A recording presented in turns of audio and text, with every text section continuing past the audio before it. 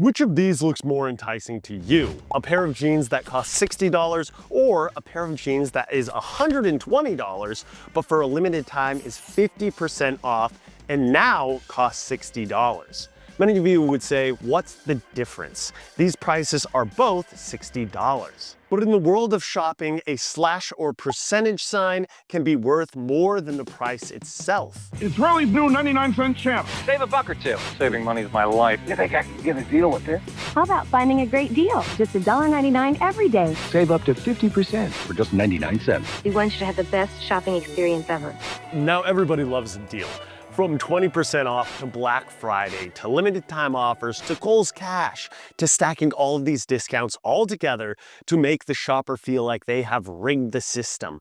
But just like Vegas, the house always wins. By the 1920s, Macy's was the most recognizable department store in the world. A year later, holding their first Thanksgiving Day parade, you know, the one with the iconic Sonic the Hedgehog, Macy's tried their hand at their first Black Friday, cementing their status with the holiday bargains from then on out. Due to Macy's success from the sale, they couldn't stop there. But it was the retail visionary Fred Lazarus Jr. who really perfected the art of the deal. Lazarus, who founded what would eventually become Macy's parent company, was so obsessed with maximizing the shopping season that he personally convinced President Franklin D. Roosevelt to move Thanksgiving to the fourth Thursday instead of the last Thursday in November, just to give retailers more days to sell during the holidays. You heard that right.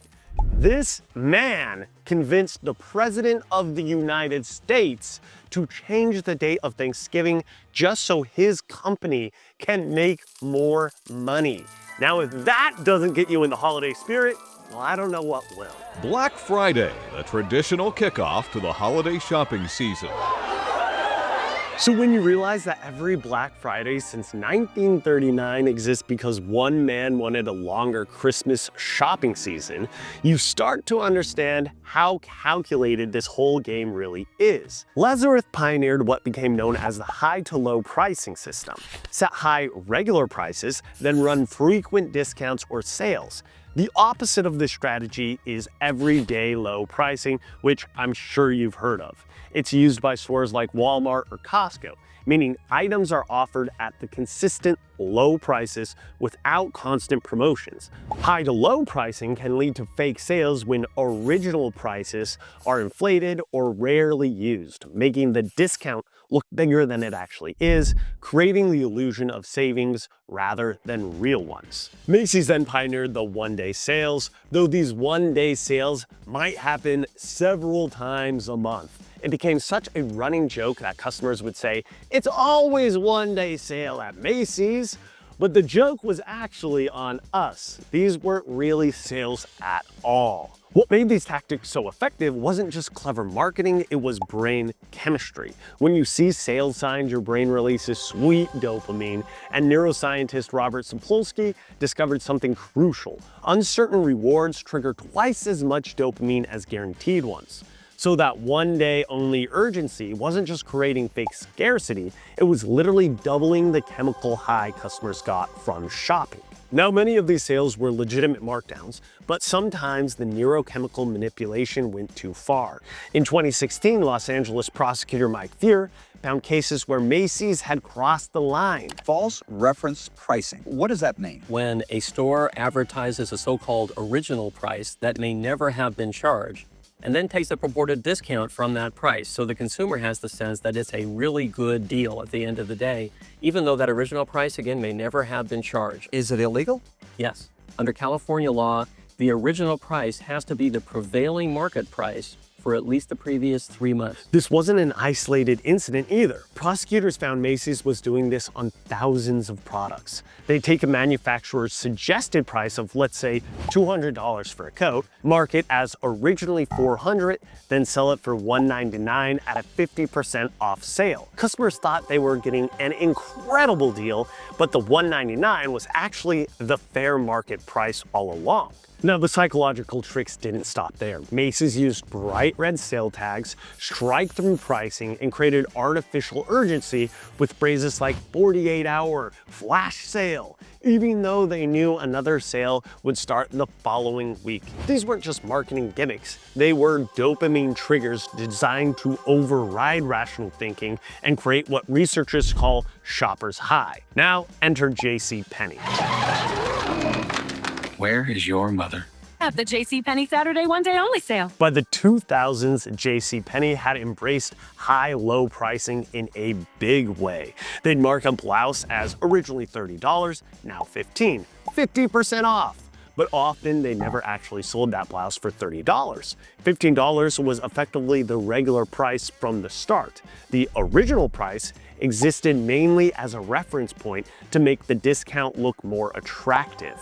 By 2011, JCPenney hired Ron Johnson, the mastermind behind Apple's retail stores. He would operate as their new CEO. Johnson looked at JCPenney's pricing game and was disgusted. He called mark-up, mark-down gimmicks and promised customers wouldn't need a PhD in math to understand their pricing. Now, on February 1st, 2012, Johnson launched their fair and square pricing revolution. Pray tell the price of this fine hat. £14.99. Okay, so £15. £14.99. Are you trying to trick me? No.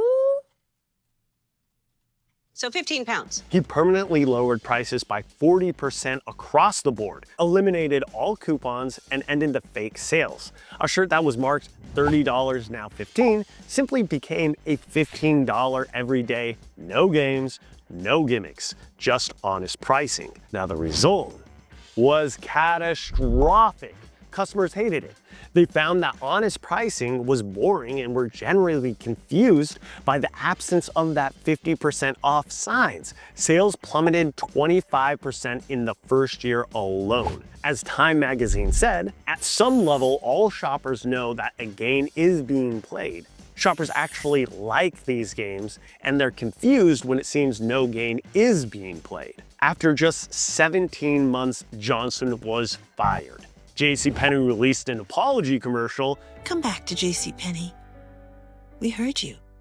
Now, we'd love to see you. The coupons returned, the sales resumed, and the customers slowly trickled back. The experiment had revealed something unexpected. For JCPenney's particular customer base, the ritual of finding deals had become as important as the deals themselves. Treasure! Now, removing the discount experience felt like it was taking away something that they valued, even when the end prices were the same or better. Now, all good things come to an end, and the fake sale game was about to catch up with these retailers.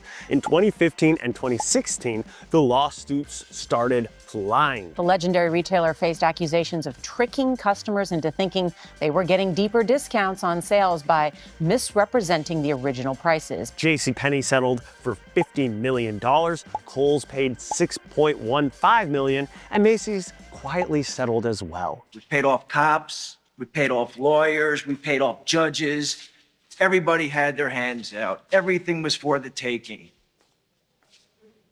And now it's all over. Los Angeles City Attorney Mike Fear summed it up perfectly. This wasn't just a pricing mistake, it was a major part of their marketing strategy. But perhaps no retailer understood the psychological marketing better than Kohl's. Walk out of Kohl's with a $100 purchase and your receipt might say you saved $200 today.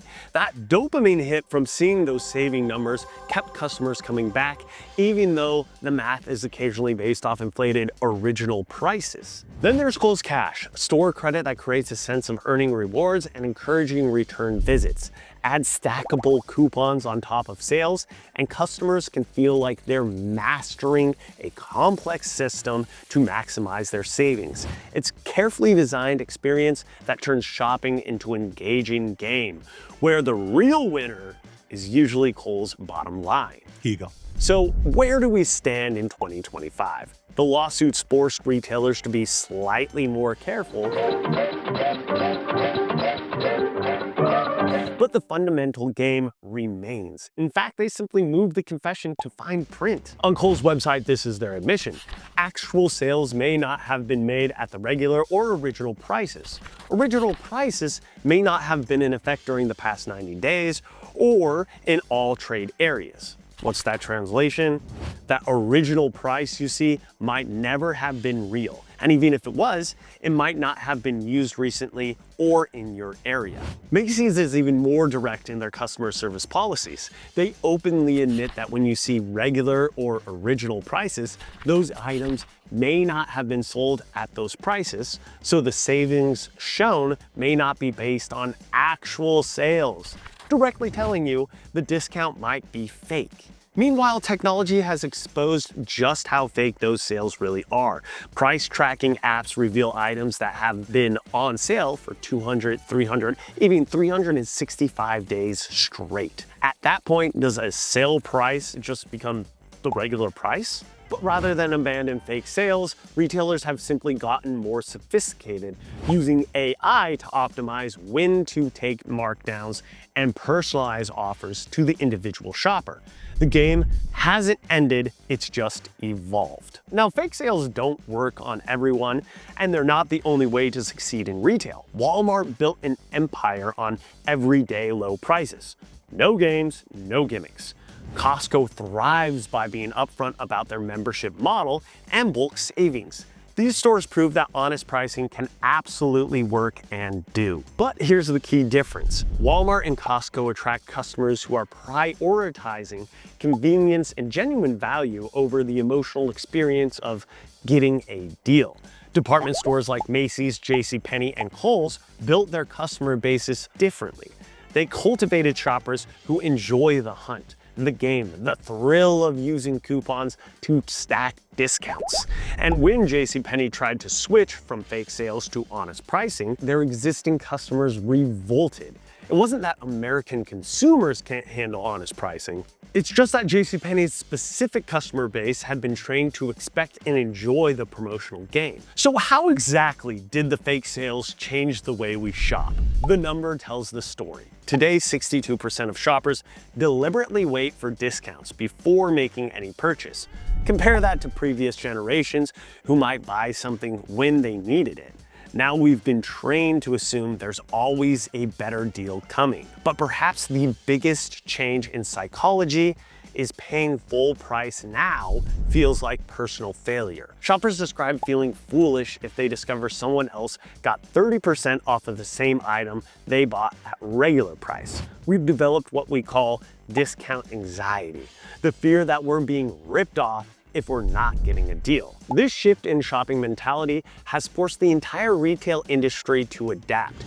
Even luxury brands now offer frequent sales or outlet stores. Off-price retailers like TJ Maxx have exploded in popularity, and 90% of Americans now shop at these stores, and they actually get more foot traffic than traditional retailers. So, fake sales have fundamentally changed the way we shop. We've become discount dependent, deal obsessed, and genuinely anxious about paying full price. But here's the thing. Knowing how the game works doesn't mean you have to stop playing it. Some people genuinely enjoy the treasure hunt at Kohl's. Others prefer Costco's straightforward approach. And that's all perfectly fine. Now, going back to the beginning of the video, remember those 2 pairs of jeans? They're still $60, but now you understand the psychology behind why that slash through of 120 feels so compelling. And the next time you see that tempting 70% off sign, you'll know exactly what's happening. And you can make an informed choice about whether that's the shopping experience you want. So if you want a quick experiment, pick any item showing a big markdown, check that same SKU across 2 competitors and a price tracker. If the sale price is just the normal market price, you've spotted the illusion, and once you see it, you can't unsee it. Thank you for watching. Make sure to like this video and subscribe for more intelligent shopping. We'll see you next time.